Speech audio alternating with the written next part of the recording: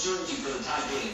What is it like for those people right now who are still, I guess, trading on the stock market, but it's a leading indicator. So the fact that it's still trading right now, you're saying, how could it be going up when everyone's still at home and the economy is shut down? So it has nothing to do with what's happening today. Everything that's happening right now has already been built into the price, and all the things that people will think will happen in the next 6 months is built into today's price, and then it's always about what's going to happen after that. So when you see the market rally, it's because something happened that people think will make companies be more profitable 6 months from now. So like if there's good news with the pandemic slowing, even though we're not going to feel the impact by going back to work today, the stock market projects what those companies will look like in 6 months from now. That's why so it's not about what's happening now. It's all about future perception and those wild things because no one really knows what's going to happen. So it's like a little bit of a sense that maybe things will get better and it starts flying up. So in times of great volatility and uncertainty,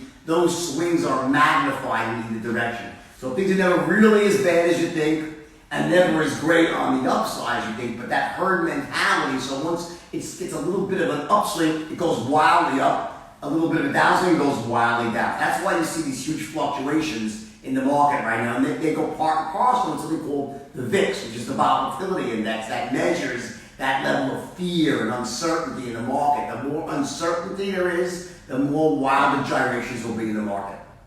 So for example, right now, when we see the markets kind of once again swinging upwards once again. We saw them dip when this pandemic first came to the U.S., especially when they first closed down the economy altogether. And then we saw that $2.3 trillion stimulus package being infused to the American people, the $1,200 checks promised to go out to the American people, as well as some support for big companies. Does that suggest that investors and people on Wall Street are believing that that will be the right price, the right thing that we need to do in order to get companies once again on the right track, getting back to normalcy to some degree once again, acknowledging the fact that there is a little bit of an upswing right now?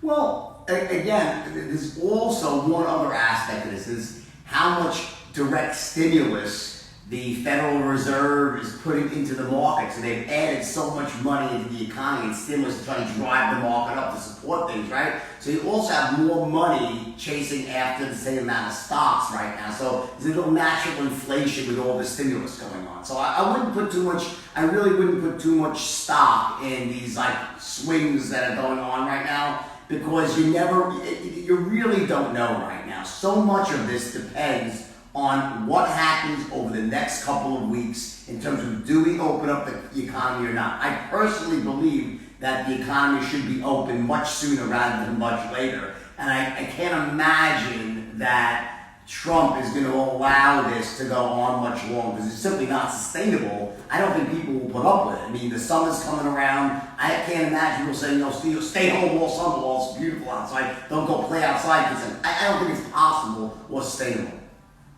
And it is a little bit hard to gauge the state of the economy because it's closed down for the most part. I mean, we look at the numbers coming out and we see the jobless claims that are just skyrocketing week after week after week. I think at this point we're up to about 17 million jobless claims filed over the past 3 weeks, which is an astronomical number compared to anything that we've seen in the past. But we really don't have that much to go off of at this point, other than the stock market, since that's still going, and then also those jobless claims as well. So over the next couple of weeks, this time period that you're talking about right now, that'll be so crucial in determining what happens next in the economy.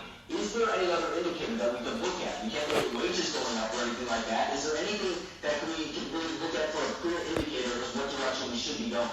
I think that the indicators are ones that are coming out of the hospitals and health institutions about how many people are being admitted, how many people are dying, how many people are going on ventilators.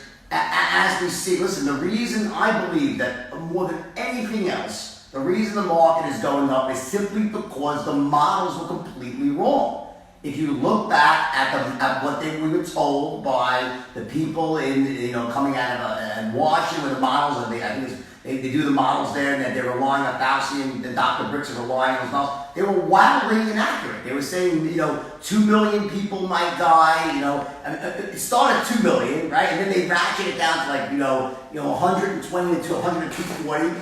Well, look, now they're at 60,000. And also, I think a lot of these deaths are being mischaracterized. So I just think that Wall Street knows that. So they're saying, wait a second, It's not as bad as they said it was, and I'm not saying anyone's trying to lie, just the models got it wrong. That happens very often. I'm not even saying it's a conspiracy. I'm saying the models were wrong. They were wildly inflated, and I believe they're going to ratchet down again and again, and as they get ratcheted down, it becomes very obvious that why would we keep the economy closed when the whole purpose of isolating was to stop hospitals from being overwhelmed, not to stop people from getting sick and dying. It was never about that, like, hey, people are going to get sick, people are going to die, you don't have a cure yet. It was about not overwhelming it, everyone at once. But that's not happening right now, not even close. In fact, most hospitals are empty, there's a few hotspots, so why wouldn't they open the economy? That's what Wall Street's betting on right now. That there's simply no logical reason to keep this thing closed, no matter what the doctors say, because they're, dug into their positions now, they don't want to be so wrong, but there's just simply no way that people will stand for it because the numbers don't add up anymore.